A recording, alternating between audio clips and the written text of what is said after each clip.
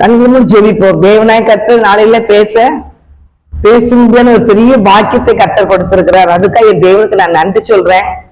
எனக்கு நான் இதை நினைச்சு கூட பார்க்கல, ஆண்டுடைய ஊழியத்தை செய்வோங்கிறதுலாம் எனக்கு தெரியவே செய்யாது. அது தேவனுடைய வார்த்தையில அப்படி கொடுப்பேனாங்கிறது எனக்கு தெரியல. ஆனாலும் ஆண்டவர் டெய்லி எனக்கு ஏவரப்படினால் அதை எங்கேயோ இருக்கிற மக்கள் பார்ப்பாங்க, யாராவது பார்ப்பாங்க. அதனால தேவன் பெரியவர், அது பெரிய கருணை செய்வார்.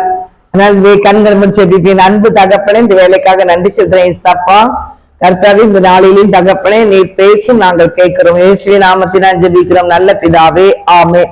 சங்கீதம் 119 சங்கீதம் 1 2 3 வாஸ்தவம்னா, கர்த்தருடைய வேதத்தின்படி நடக்கிற உத்தம மார்க்கத்தார் பாக்கியவான்கள். அவருடைய சாட்சிகளை கை கொண்டு அவரை முழு இருதயத்தோடு தேடுகிறவர்கள் பாக்கியவான்கள். அவர்கள் அநியாயம் செய்வதில்லை, அவருடைய வழிகளில் நடக்கிறார்கள். அவருடைய வழியில் என்ன செய்றாங்களா, நடக்கிறாங்கன்னு வேதத்துல பாக்குறோம். என் அன்பு சகோதரி சகோதரியே, கர்த்தருடைய வேதத்தின்படி நடக்கிற உத்தம மார்க்கத்தார் பாக்கியவான்கள். கர்த்தருடைய வேதத்தின்படி நடக்கணும். கர்த்தருடைய வேதத்தின்படி நடந்தா எல்லாத்தையும் கடந்து செல்ல தேவன் கிருபை கொடுப்பார். இன்னைக்கு எத்தனையோ பிரச்சனை, எத்தனையோ பேர் பிரச்சனைகளை சந்திக்கிறாங்க, எத்தனையோ பேர் போராட்டங்களை சந்திக்கிறாங்க, எத்தனை பேர் கண்ணீரோடு இருக்கிறாங்க. இன்னைக்கு எத்தனையோ மக்கள் வறுமையில போய்கிட்டு இருக்கிறாங்க.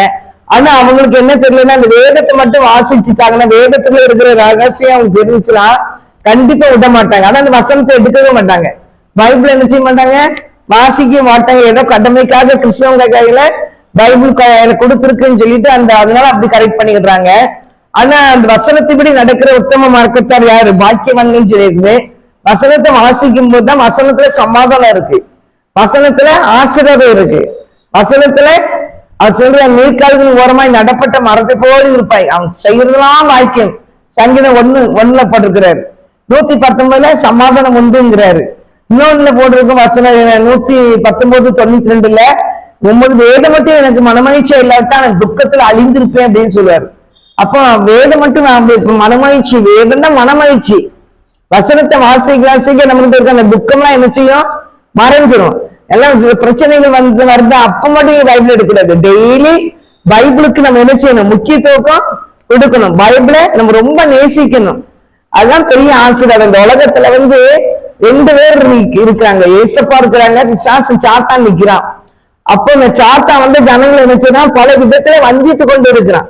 அவன் செய்ய வைக்கிற எல்லாமே பாவமான காரியங்கள் தான். ஆனா ஏசப்பா இருக்கிறாங்க, அவர் செய்யறதெல்லாம் பரிசுத்தமான காரியங்கள். பரிசுத்தமா இருக்கணும். இது பாவம், இந்த காரியத்தை நீ செய்யக்கூடாது, இது பாவம், இந்த காரியத்தை செய்யக்கூடாது அப்படின்னு சொல்லி அந்த பாவத்தை அந்த விலைக்கு கூட்டிட்டு போவாரு. எங்கிட்ட அவர் சொல்றது, நான் பரிசுத்தர், அதனால நீங்களும் பரிசுத்தமாக இருக்கணும்னு அதை சொல்றாரு. ஆனா நிறைய பேர் என்ன சொல்லுவாங்க, நீங்க பரிசுத்தமா இருங்க, எங்களுக்கு அப்படிலாம் இருக்க முடியாது, கொஞ்ச காலம் அந்த உலகத்துல இருப்போம், நாங்க என்ஜாய் பண்ணிக்கிட்டோம் அப்படிம்பாங்க. அந்த என்ஜாய் எங்கிட்ட அவங்களுக்கு பல நோய்களை கொண்டு வந்துடும். அவங்க இஷ்டத்துக்கு பலவித பாவங்களை அவங்க என்ன செய்வாங்க, செய்வாங்க, பிசாசு செய்ய வைப்பான். அதுங்கிட்ட பல நோய்கள் அவங்களை என்ன செய்ய தாக்கிட்டு அவங்க இருக்க வேண்டிய ஆயுசுனாக்களை அவங்களே அந்த காரியத்துல குறைஞ்சு அப்படியும் மறைச்சிருவாங்க. அதனால ஆண்டவர் சொன்னாரு, நான் பரிசுத்தம் அவனை பூரண ஆயுசுலோன வைப்பேன் இருக்கிறார். பிசாசு திருடவும் கொல்லவும் அழிக்கவும் வந்திருக்கான். அவளுக்கு ஜீவனை கொடுக்கதான், நான் பரிபூர்ணமா கொடுக்கதான் வந்திருக்கேன் ஆண்டவர் சொல்றாரு. பிசாசு எல்லாத்தையும் என்ஜாய் பண்ணிக்கோன்னு சொல்லிடுவான். ஒரு சில காலம் வரும்போது அழிச்சிருவான், அந்த ஜீவனை உயிரை அழிச்சிட்டு போயிடுவான். ஆனா ஏசப்பா அப்படி கிடையாது.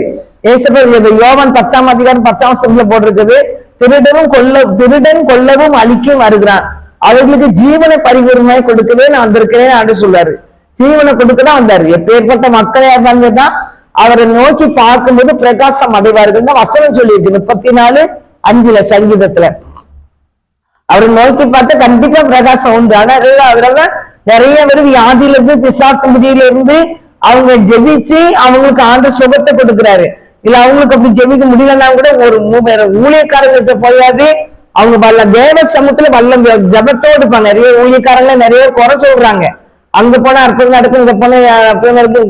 நீங்க ஆலயத்துல ஜெபிங்க, ஆலயத்துல போனா கண்டிப்பா ஜெபிக்கும் போது அவங்களுக்கு விடுதலை உண்டு, இல்லைன்னு சொல்லவே மாட்டேன். ஏன்னு கேட்டீங்கன்னா அவங்களுடைய விசுவாசத்தை பொறுத்து.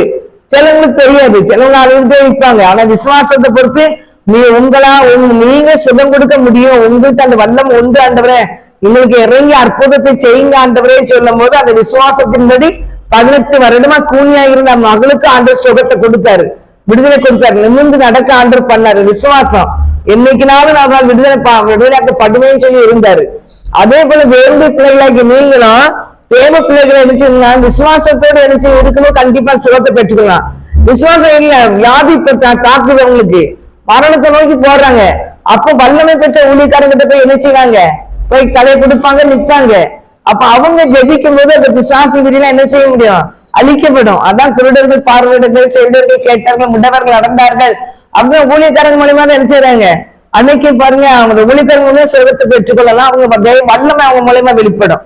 அது மாத்திரம் இல்ல, ஏசப்பா கூட அவர் வீட்டுக்குள்ள இருந்து அவர் என்ன எல்லா மக்களுக்காக வியாதிஸ்தர்கள் வர்றாங்க, சுகத்தை பெற்று போடுறாங்க, போதகம் பண்ணிக்கிட்டு இருக்கிறாரு. ஆனா திமிர்வாதத்தால் பாதிக்கப்பட்டவரை ஒரு நாள் என்ன செய்வாங்கன்னா கொண்டு வராங்க, உள்ள கொண்டு போக முடியாது, மேற்கூரையை பிரிச்சு வீட்டுக்குள்ள இறக்குவாங்க. எதுக்கு இறக்குறாங்க, ஏசப்பா இருக்கிற இடத்துக்கு வராங்கன்னா சுகமாகிருவாங்க அப்படின்னு தான் வராங்க. அப்ப ஏசப்பா இருக்கிற எங்க இருக்கிறான்னு பார்த்து ஏசப்பா இருக்கிற இடத்துல சுகத்தை பெற்று கொண்டு போறாங்க. அதே மாதிரி இன்னைக்கு ஆண்டவர் ஒவ்வொரு ஊழியக்காரங்களையும் வல்லமையை பயன்படுத்திக்கிட்டு இருக்கிறாரு. அவங்களுக்கு ஆண்டவர் வல்லமையை கொடுத்திருக்கிறாரு, வரங்களை கொடுத்திருக்கிறாரு. அதனால அவங்க மூலியமா நினைச்சுவாரு. அன்னைக்கு அந்த காலத்துல எலியா மூலியமா ஆண்டவர் அற்புதம் செய்யலையா, அதே போலதான் எலியா மூலியமா அற்புதம் செஞ்சாரு, எலிசா மூலியமா அற்புதம் செஞ்சாரு. அலையிலையா அதே அற்புதத்தின் வல்லமை இன்னைக்கு ஊழியக்காரங்க மூலியமா என்ன செஞ்சுட்டு இருக்கிறாரு, ஆண்டவர் கிரியை செஞ்சுட்டு இருக்கிறாரு. அதான் கட்டுரை பிள்ளைகளை அன்னைக்கு அண்ணால் தாமதமாகி இருந்துச்சு குழந்தைக்கு. அவங்க என்ன செஞ்சாங்க, தேவாலயத்துல போறாங்க, அவங்களுக்கு அங்க அற்புதம் நடக்குது, அர்த்தம் நடக்குது, ஜெபம் பண்றாங்க, அழுகுறாங்க. அதான் எல்லாத்துக்கும் விசுவாசம் இருக்காது. அப்போ திடீர்னு ஏசப்பாட்ட போய்தான் நான் போன் மீட்டிங் போ உங்களுக்கு சுகமாகும் அப்படின்னு சொன்னாங்களா, கண்டிப்பா அந்த ஊழியக்காரங்கிட்ட போய் நின்று சுகமாகி ஆண்டு சுகமா வைக்கிறாரு. அது நிமித்தம் என்ன செய்யுது, அவங்களுக்கு விடுதலை ஆகுது. அப்போ ஆண்டவரை பிடிச்சிட்ட கூட்டத்துக்கு போவாங்க, அப்புறம் தேவாலயத்துல வந்துருவாங்க. அதான் தேவ பிள்ளைகளை நம்ம இன்னைக்கு எந்த ஊழியக்காரங்கிட்ட இல்ல வல்லமை இல்லை அப்படின்னு சொல்லக்கூடாது. இன்னைக்கு ஊழியக்காரங்க கரங்களை வச்சா அவங்க சுகமாயிருந்து உடனே அவர் கையை வச்சாச்சுன்னா சொல்லி வச்சிருப்பாரு, காசு கொடுத்து வச்சிருப்பாரு, உடனே வாராங்க, அவங்க உடனே ஜோகம் பண்றாங்க, சுகத்தை பெற்றுக்கொண்டு போறாங்க அப்படிலாம் சொல்லக்கூடாது. எல்லாம் அபாண்டமான காரியங்கள்.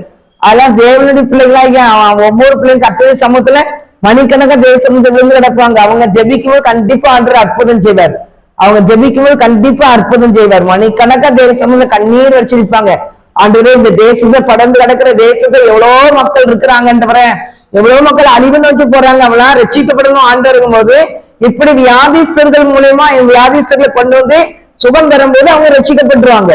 ஏசப்பா இந்த ஜீவனை கொடுத்தாங்க, ஏசப்பா இந்த இப்படிப்பட்ட வயிற்றுல இப்படிப்பட்ட பிரச்சனை கட்டிலாம் இருந்துச்சு, அதுல கட்டி மறைய பண்ணாரு அப்படின்னு சொல்லி நினைச்சாங்க. அவங்க ஏசப்பா ஏற்றுக்கொள்வாங்க. அப்ப தேசத்துக்காக திறப்புல நின்று ஜெபிக்கிறோம். அப்ப இப்படி இடங்கள்ல போய் நினைச்சாங்க, போய் அவங்க விடுதலை பெற்றுக் கொள்வாங்க. அப்புறம் கூட்டங்களுக்கு போவாங்க. அதுக்கப்புறம் தேவ ஆலயத்துல போய் ஒரு ஆலயத்துல போய் ஜாயின் பண்ணுவாங்க. அதனால அவங்க தனி வகையில ஊழியம் செய்யறவங்க எல்லாம் நம்ம குறை பேசவே கிடையாது. யாருமே குறை பேச நமக்கு தகுதியே கிடையாது. எந்த பிள்ளைங்களையும் குறை சொல்ல நமக்கு தகுதியே கிடையாது. யாருமே அசத்தையும் பண்ணிடக்கூடாது, அற்பமா எண்ணிடக்கூடாது, ஊழியக்காரங்களையும் மட்டம் தட்டிடக்கூடாது. அவங்க தேவ சொன்னீங்க குறை சொல்றவங்க உட்கார்ந்துகிட்டு மாட்டு நினைத்தா யூடியூப்ல உங்களுக்கு எல்லாம் இது சேரணும்னு சொல்லி நீங்க வாட்டு குறை பேசுறீங்க, அப்படி பேசவே கூடாது. என்கிட்ட அது நல்லது இல்லை, அவ்வளவுதான் சொல்ல முடியும். உங்களுக்கு தெரியும் இவ்வளவு பேசுறீங்க, உங்களுக்கு தெரியும் ஏசப்பா பிள்ளைங்களை மிகவும் அடுத்து ஏசப்பா ஏற்றுக்கொள்ளாத பிள்ளைங்களை யாரா இருந்தாலும் அந்த பிள்ளைங்க அசெப்ட் பண்ணவே கூடாது, அவங்க அற்பமா எண்ணவே கூடாது. அது ஆண்டவருக்கு பிடிக்காது. எங்கன்னா எல்லாத்தையும் ஆண்டவர் பார்த்துக்கிட்டு இருக்கிறாரு. இந்த அன்பு சகோதரி சகோதரியை கர்த்தருடைய வேதத்தின்படி நடக்கிற உத்தம மார்க்கத்தால் பாக்கியவான்கள். அவருடைய சாட்சிகளை கை கொண்டு அவரை முழு இதயத்தோடு தேடுகிறது பாக்கியவான்கள். அவர்கள் அநியாயம் செய்வதில்லை, அவருடைய வழிகளில் அவங்க நினைச்சாங்க நடக்க, அவருடைய வழியில் அவங்க நடக்காங்க. அதனால ஆண்டு காற்று வழியில் நடப்பாங்க. இன்னைக்கு எத்தனையோ மக்கள் அங்க எங்க வீட்டு ஓடிட்டு இருப்பாங்க. ஊழியக்காரங்களுக்கு கொடுக்கப்பட்ட ஊழியத்தை தான் செய்யணும் அப்படிங்கிற கவனத்துல இருப்பாங்க. ஒண்ணு. ரெண்டாவது அவங்க ஜெபிக்கும் போது அந்த நேரத்தை அசத்து பண்ணிட்டு எங்கேயும் போக மாட்டாங்க. நீ என்னுடைய ஜெப வேலை அப்படின்னு சொல்லி ஜெப வேலைக்கு போவாங்க. அப்ப அந்த நாம அந்த ஜெபத்துக்கு போயிடுவாங்க. அதனால தேவ பிள்ளைகளாம நீங்க உலகம் முழுவதும் போய் என்ஜாய் பண்ணிட்டு ஜாலியை சுத்திட்டு ஊழியக்காரங்க தேவசமத்தை விழுந்து இருக்கிறவங்கள குறை சொல்லவே சொல்லாதீங்க. அது கர்த்தருக்கு பிடிக்கவே பிடிக்காது. அது ஆண்டுட்டு நீங்க கோபத்தை வாங்கிறாதீங்க. அதனால தேவ பிள்ளைகளாக வேத வசனத்தின்படி நடக்கிற உத்தம மார்க்கத்தால் பாக்கியவான்கள். கர்த்தருடைய ஊழியத்தை உற்சாகமா செய்யறவங்க, உண்மையா செய்யறவங்க, வேதத்தின்படி நடப்பாங்க. அவங்க பாதை அவர்கள் அநியாயம் செய்ய மாட்டாங்க. அவருடைய வழிகள்ல அவங்க நடக்கிறாங்க. அவருடைய வழியில அவங்க நடக்கிறாங்க. ஆண்டவர் காட்டுற வழியில இருப்பாங்க. நீங்க உலகம் காட்டுற வழியில ஒருத்தவங்க போய்கிட்டே இருப்பாங்க. ஏசப்பா காட்டுற வழி வந்து இதுதான் ஆண்டவர் சொல்லுவாரு. அந்த வழியில அவங்க நடப்பாங்க. அதனால நீங்க அவங்களை மட்டம் தட்டவே செய்யாதீங்க. கடைசி காலத்துல வேதத்தை புரட்டுறீர்கள், எழும்புவாரும் கையில போடுறது. அதே மாதிரி இன்னைக்கு எதுக்கையாவது சொல்லி தேவ பிள்ளைகளை நீங்க மட்டம் தட்டுறீங்க. மட்டம் தட்டவே கூடாது. அது ஆண்டு பிடிக்காத காரியம். அவங்க கத்துடைய ஊழியத்தை செய்த பிள்ளைகள், பைபிள்ல இருந்து பிரசனம் பண்ற பிள்ளைகள், ஆண்டுக்குன்னு தனியா அப்படி ஆண்டோட சமூகத்துல நிக்கிற பிள்ளைங்களும் குறை பேசும் போது அவங்க கண்ணீர் வடிச்சாங்கன்னா அந்த கண்ணீர் நீங்க குறை சொல்றீங்க அந்த குடும்பத்தை போய் தாக்கும். யார் குறை சொல்றீங்களோ ஆண்டோடைய பிள்ளைங்க அந்த குடும்பத்துல அவங்க வடிக்கிற கண்ணீர் போய் தாக்கும். அதனால எந்த ஊழியக்காரங்களையும் குறை சொல்லாதீங்க. எந்த ஊழியக்காரங்களும் குறை சொல்லிக்கிட்டே இருந்தீங்கன்னா அது உங்களுக்கு நல்லது இல்லை. இந்த காலத்துலதான் அதுக்கு வருமானங்கள் வரலாம். ஆனா சில காலங்கள் வரும்போது அது கஷ்டமா இருக்கும். அதனால நம்ம சொல்ல வேண்டாம். நீங்க வந்து ஏசப்பா பிள்ளைங்களையோ ஏசப்பா அறியாத பிள்ளைங்களையோ யாருமே குறைவே சொல்லாதீங்க. எங்கடா அவங்களும் ஒரு சகோதரிகள் தான். அதனால யாரையும் குறை சொல்லாதீங்க. கர்த்தர் உங்களை ஆசீர்வதிப்பாராக. வேதத்தின்படி நடங்க. வேதத்தின்படி நடக்க உத்தம இருக்கிற பாக்கியவான்கள். அவருடைய சாட்சியை கை கொண்டு அவருடைய சாட்சியை கை கொண்டு முழு இருதயத்தோடு ஆண்டவரை தேடுங்க. பாக்கியவான்களா இருப்பீங்க. அதனால அப்படிப்பட்ட கிருபையும் பாக்கியத்தையும் கர்த்தர் தந்து உங்களை ஆசீர்வதிப்பாராக. ஆமென். நண்பு தகப்பனு இந்த வேலைக்காக நன்றி ஏசப்பா. நீ கொடுக்க சில வார்த்தை கொடுத்துருக்கிற ராஜா. எல்லா மக்களும் பிரோஜனமா இருக்கட்டியா ஆண்டவரே. அநேக மக்கள் பார்க்கட்டும் ஆண்டவரே. ஒவ்வொரு பிள்ளைகளையும் தொட்டு ஆசீர்வதிங்க. இயேசுவே நாமத்தினால ஜெபிக்கிறேன் நல்ல பிதாவே. ஆமென். நாத்மாவே கர்த்தரை சோதரி, முழுவதும் சாமத்தை சோதரி. நாத்மாவே கர்த்தரை சோதரி, கர்த்தர் சகல உபகாரை மறவாதே. ஆமென், ஆமென், ஆமென், ஆமென்.